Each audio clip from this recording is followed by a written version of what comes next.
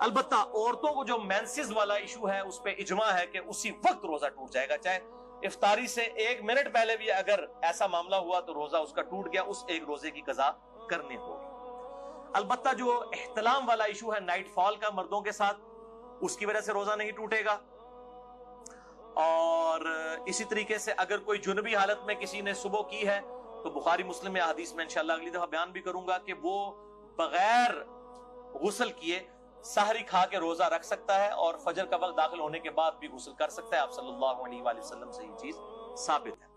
البتہ اگر مشت زنی والا ایشو ہوگا، ہینڈ پریکٹس کا، جو مسئلہ نمبر 155 میں میں نے ڈیٹیل سے سیکس کے ایشوز بیان کیے، تو وہ روزہ توڑ دیں گے، اور اس پہ اب 2 رائے ہیں۔ کچھ کہتے ہیں کہ وہ 60 روزوں والا کفارہ ادا کریں گے، اور بعض کہتے ہیں نہیں، اس کے بدلے ایک قضا کی جائے گی، اور یہی موقف جو ہے وہ مضبوط ہے۔ ظاہر ہے کہ اس کو اس کے ساتھ کمپیئر کرنا جو ہے وہ زیادتی ہے، اس انٹینسٹی کا معاملہ نہیں ہے۔ اب دوسری مین چیز جو سورۃ البقرہ کی 187 نمبر آیت میں آئی کہ دوسری جو مین چیز جس سے روزہ ٹوٹ جائے گا وہ بیویوں کے ساتھ ازدواجی تعلق والا معاملہ ہے۔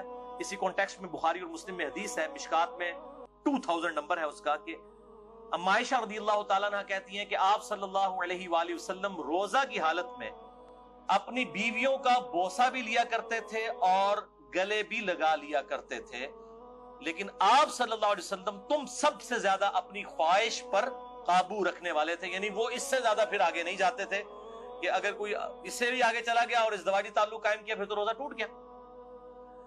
تو یہ پرسن ٹو پرسن پھر ویری کرے گا۔ سنن نبی داؤد میں حدیث ہے، مشکات میں 2006، ایک آدمی نے آ کر آپ صلی اللہ علیہ وسلم سے پوچھا کہ کیا میں روزے کی حالت میں اپنی بیوی کے ساتھ جو ہے وہ گلا لگانے والا معاملہ کر سکتا ہوں؟ تو آپ صلی اللہ علیہ وسلم نے اجازت دے دی۔ پھر ایک اور شخص آیا، اس نے یہی سوال کیا، آپ نے اجازت نہیں دی۔ اور حضرت ابو ہریرہ کہتے ہیں پہلا شخص جس کو اجازت دی تھی وہ بوڑھا شخص تھا، اور جو دوسرا تھا وہ جوان تھا، اس کو آپ صلی اللہ علیہ وآلہ وسلم نے اجازت نہیں دی۔